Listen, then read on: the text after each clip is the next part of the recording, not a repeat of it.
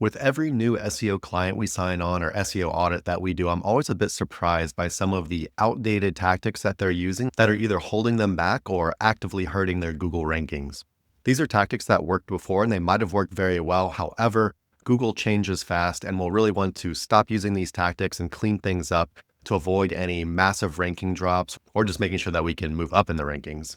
In the past couple of years, it really seems like Google updates are increasing in frequency. You can see here, spam update, core update, core update, spam update, core update, core update, core update. And when you zoom out, you can really see this has been some of the most turbulent time in SEO history with how much websites are either gaining rankings or losing all their rankings. And if websites like this, which is Forbes with a DR of 94, can be affected by these updates, then so can you. So in this video, I'm going to be talking about some of the most common outdated SEO tactics, and I'll also be giving you much safer and effective alternatives. All right, let's get into it. I'm Chris G, just link in the description if you want to work together. Be sure to sign up to my newsletter to get instant access to my shared SEO documents folder. More on this in just a second. First, we're going to be going over this Reddit thread that got a lot of traction. And then after that, I'll be going over what I'm seeing from my clients daily, because I really feel like there's a ton that is not included in this thread that people didn't really mention at all. And by the way, if you're one of my clients and you think I'm singling out and making fun of you, I'm not. Everyone makes mistakes. And of course, I would never share anything like your website URL or your niche or anything like that. So what's the most outdated SEO advice? Build backlinks by submitting to 100 directories. Directories are a form of link building. We really consider it foundational link building. You can buy them on Fiverr for quite cheap. There are good directories and bad directories. You want them to be more niche relevant for you for the most part. You could do citations as well, which is pretty much the same thing. Those don't really need to be niche relevant. But yeah, this isn't something I do anymore. I do citation blasts, which is normal, but it's definitely not the cornerstone of your link building, right? Most of your budget should really be going to stuff like guest post or link insertions or digital PR. This is the stuff that really moves the needle as far as link building. I used to own a 7-figure link building agency, so I've literally got a ton of videos about backlinks to my channels. While we're over here, guys, if you're enjoying the content, go ahead and give the video a like and give my channel a sub. Helps me out a lot. Next up, keyword density matters. I definitely agree that this is a little bit outdated advice. I used to use tools like Surfer SEO a lot, which would help you get all the different keywords in your content, tell you how many times you should put them there, etc. However, I use it a lot less these days, and I just use it to see if I'm missing any core topics rather than inserting keywords any number of times. In one of my recent videos, I talked about how one of my clients had the keywords on the page about 100 times, and the number one ranker for these keywords only had it on the page 7 times. And that doesn't even include all the different keyword variations. They really had almost none of the keyword variations on the page at all, and yet they're still ranking for all of them. So instead of keyword density, I would make sure that you're kind of using your most important keywords at least a time on the page, having it in your most important on-page SEO positions like your URL, your title tag, your H1, and then make sure you're covering all the topics. Next up, just rank for more keywords and you'll make more money. Definitely agree with this one. A lot of people like to focus on these top of the funnel keywords, answering informational queries. I'll talk about more on this in just a minute. You just want to make sure that you're targeting keywords that are very important for your business, can actually lead to sales, and can't easily be answered by AI like a bunch of this tofu stuff. Middle funnel, of course, is great too. So stick to your core topic, write stuff that might actually lead to a sale. It's good for conversions, and you're not just artificially padding your metrics saying, oh, my traffic's going up, so I'm doing SEO right. That doesn't matter. At the end of the day, we're here to make money. Here, someone says it will take at least 6 months is also a good one. This one I'm actually going to have to disagree with. It really depends on the situation of the website. So if your website like Forbes, and let's pretend that they didn't lose all of their rankings and they still had good trust with Google, like their graph just looked like this. If you come in and you start doing SEO to this website, then of course you can get results very quickly. They already have a ton of backlink authority. 94 DR, 71 million backlinks. Of course, you're not going to be like this, but just anyways, they have backlinks, they have authority, they have trust. With these things, you can get really quick SEO results. However, if you have lost all your trust with Google like this, or you are a new website and you don't have that backlink authority, then things can really start taking a lot of time to get rolling. There's this graph that I saw from Steve Toth, I believe. First 3 months, you're laying the foundation and you might not see any return on investment. Then you might see early positive results from 4 to 7 months. And then after that, things can really start to ramp up after you've been doing all of these things correctly for a long time. So yeah, in some situations, you can definitely get speedy results, but I beg you, do not go with an agency just because they promise you you're going to get fast results. Most of the time when people are promising this, it's just a straight up scam. Next up, someone says, write valuable content people want to link to. And I'm actually going to have to kind of disagree with this one too. A Like I mentioned before, I did used to own a link building agency, so trust me, I'm not the guy that doesn't like to build backlinks. I never don't build backlinks and just wait for them to come from my amazing content. But honestly, I think of a lot of people, especially the non-SEO professionals, just tried to write valuable content instead of chasing these short-term hacks, AI generated content, whatever, all these outdated SEO tactics. They would have a lot better SEO results than what they're trying to do by playing these games and taking these shortcuts and trying to essentially game Google instead of doing things in a more balanced way.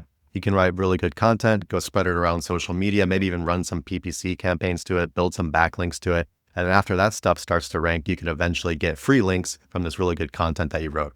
Backlinko is a really good example of this. You can see all these referring domains that some of these pages have, which is absolutely insane. Use keywords in meta descriptions, definitely agree with this one. Meta descriptions are these things right here. Of course, they do show up in the Google SERPs. However, putting keywords in them doesn't really do anything. But by putting keywords in them, you can get the keywords to be bolded sometimes, which might affect click-through rate a little bit, might help you a little bit. And we did learn that putting keywords in these meta descriptions might actually help with AI. Especially ChatGPT seems to look at meta descriptions when it's looking at what content to cite. So something to keep in mind, maybe not super important for Google SEO, but for AI SEO might have a little bit of an effect. SEO keeps changing. Yeah, I'm gonna have to go ahead and disagree with this one. I actually think that SEO does keep changing. If SEO didn't change, you would not see all this extreme volatility that's going on. But maybe he's saying that, if you just always try to build good quality backlinks and always try to write good quality content, that you'll eventually come out on top. And I can kind of get behind that a bit. I'm definitely not saying that you should always go for these short-term hacks, but there always ends up being these things that work really well, and then maybe they stop working. But while they're working, a lot of the times I like to tread this kind of fine line between kind of doing them, but doing them in a little bit more responsible way rather than going super hardcore with them. A good example would be using exact match anchors. Exact match anchors can be extremely powerful. They used to be a lot more powerful before and people abused the heck out of it. But what I was doing was just using them in a more responsible way. We're using a bunch of the more natural anchor tags here, URL anchors, your branded anchors, generic anchors. So we're both taking advantage of the tactic while at the same time trying to look ahead to what Google might do in the future and prepare for that by trying to be more natural with things. This person says longer is better. Definitely agree. Back in the day, people used to look at the word count and say, okay, these people have about 3,500 more. I'll just do a 4,000 word article and then I'm going to outrank them. I still do look at competitors to see about how many words the articles have, but then I just try to be in the ballpark. I definitely don't try to be longer. A lot of the times Google likes these much shorter answers, but it's not always the case. I'll talk about this more in just a minute. This person says build tons of backlinks fast. Yeah, I don't really hear anyone saying that anymore. I feel like most people say quality over quantity. Anyway, if you've got it in your head that you need to go and outrank your competitor as fast as possible, and because they have 1,000 backlinks, you need to build 1,000 backlinks in a month, then you're definitely going to have a bad time. It's a marathon, not a sprint, guys. Unless, of course, you enjoy getting hit by spam updates and don't mind losing the value of a significant chunk of your backlinks like this. All right, that's it for this Reddit post. Now let's talk about what I'm seeing from my clients, because yeah, I feel like they left out a ton of stuff in this thread. First up, we have writing low competition informational content first. Like I mentioned before, I really recommend doing your MoFu and BoFu content first before you do any of the top of the funnel stuff. AI is going to answer all this stuff anyway and take all your clicks and traffic. It doesn't really lead to conversions either. And it's just not really that tied to the core of your business. If you're doing middle of the funnel content or bottom of the funnel content, this is much more closely tied to the core of your business. It helps Google understand what your website's all about. And if you need ideas for middle of the funnel or bottom of the funnel content, literally just go over to ChatGPT and ask it. Say, hey, I have a website about this. What are some bottom of the funnel content ideas? And then you could do all of your keyword research after you get those ideas. Next up, we have ignoring user experience. I made this whole video on it a few days ago where I talk about why I think it might actually be one of the most important, maybe the new #1 Google ranking factor. But the moral of the story is you want people to land on your website. You want them to get information quickly. You want them to trust your website and not bounce back to the Google search results. Choose someone else's website, get the information from them. It sends a really bad signal to Google and you can lose your rankings. Link in the description to sign up to my mailing list. I got this user experience checklist right here, which I added last week.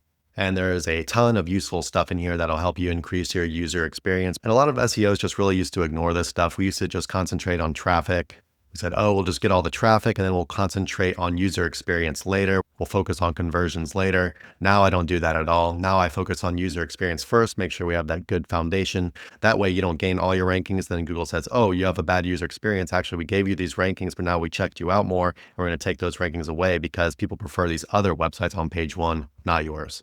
Next up, people love to automate content. There are a ton of videos and guides on how to automate your content, and you should be automating it to an extent. You should be using AI or else you're just going to get left behind. However, there should be a significant amount of human work going into your content still. If it doesn't feel like work, there's a chance that this will happen to you and you lose your rankings. Also in my shared documents folder, I got this AI editing checklist with a bunch of stuff for you to watch out for. Because really, most of these Google core updates, all of these updates that I'm seeing in the past couple of years, all revolve around content. Not much has changed with backlinks. It's all focused on content, people scaling too much, using too much heavy AI automations. Next up, we have keyword stuffing. And this is not the old school kind of keyword stuffing where you're literally just repeating it on the pages. There's a lot of chatter from these recent Google updates in the past year or two where it's actually a lot easier to get in trouble for over optimization. So people are using tools like Surfer or Neuron or whatever, and they're just using their keyword too many times, being too crazy in their titles and their H1s, their URLs, all their H2s, sticking things in their content all over the place. And the tools are telling them to do this. However, it can definitely be too much in a lot of the cases. So you gotta use your better judgment here. Try to do things naturally and try to rely on these tools a little bit less. Next up, people say to get high DR links or get links with traffic. And I don't disagree with this. You do want links that have a high DR. You do want links that have traffic, but you really need to look into things a lot more than just that. It's incredibly easy these days to spam your DR, to spend $100 on Fiverr and to boost your DR really high. It's also really easy to rank for fake keywords that look like they have a lot of search volume, but they actually don't. So make sure you don't fall for these backlink scams. Make sure you actually vet the website a lot more. Look for the fake keywords, look for the DR manipulation, make sure the website's relevant to you, make sure they're actually ranking for keywords that are related to something and the website's actually about something, not just a general site that takes posts about anything. I've got a lot more info on this video right here in my channel where I talk about this in depth. And then also in my shared documents folder, I got this backlink vetting checklist, which will help you avoid all these super common scams that I'm seeing today. Next up, we have thin content. Before we were saying don't write content that's too long. Now people went the other way and now a lot of people are trying to write content that's really short and actually way too short. This is a page on my website that's not meant to rank, but a lot of the times you'll see pages with sections like this. Maybe they even have even less text than this. They'll have an H2, very little text, and it'll just be over and over and over with like 30 sections on the page with very thin content. This is not good. It doesn't look good. People don't trust it. It's not good for Google. Your sections don't need to be broken up that much, and you can probably have a lot more information than just one sentence. So anyway, just make sure that when you're trying to answer people quickly, this is a good thing. Answer people quickly, be concise with your information, but at the same time, you can't be too thin. I see a lot of sites, especially these programmatic websites that are doing this in a way too automated way, way too thin, way too concise. Next up, we have topical authority, and topical authority is actually a good thing, but a lot of people, when they're trying to get topical authority, when they're trying to write all of these articles and try to have more articles on the subject than anyone else in their niche, they oftentimes go outside of what their core expertise is, and then Google slaps you down because they say, hey, you actually shouldn't be writing this stuff. This was actually the case with HubSpot with a crazy DR of 93, which is crazy. But yeah, look at all this traffic that they lost. They're going to be doing a ton of content pruning, removing this content off of their website, narrowing their focus of what their website's about. And this is something I'm actually doing very early on with all of my clients. Now, I feel like every client that comes in, they stray outside of their topical focus and they start writing all this other stuff. And then lastly, I am seeing a ton of over promotion on a lot of my client websites. You're trying to read through their articles and it's like every other section is why you should be using them. Maybe the page has like 10 H2s and maybe 3 or 4 of them end up just being entire sections promoting their company. If it's a sales page, of course, you need to be doing this. But if it's other kind of content, then that's definitely not what you want to be doing. By promoting too much in your content, you're actually diluting what the content is about. You're diluting your topical focus. It's bad for your rankings. It's bad for your user experience. Just like my UX checklist over here talks about, if you're constantly making people read stuff that they don't want to read, that they're not on the page to do, they're just going to bounce and go back and choose someone else's website. So these are the most common things I'm seeing from my clients, and I see these things literally every day. There's actually more, and I trimmed some of them off just to make the video a little bit shorter, but these are really the big ones. If you're using any of these tactics, I would really change course immediately because like I said before, it's a lot easier to do things in a preventative way when your rankings are up here, rather than losing trust with Google for using these outdated tactics and trying to come back up from here. Once you lose trust with Google, it's a lot harder to regain your rankings. Think about it like your ex who cheated on you. You're much less likely to trust them again than to find someone new and to trust them instead. Like the video and subscribe if you're enjoying the content. It helps me out a lot. Link in the description if you want to work together. Subscribe to the mailing list to get access to all these documents that I was showing throughout the video. And I will see you next time. Bye-bye.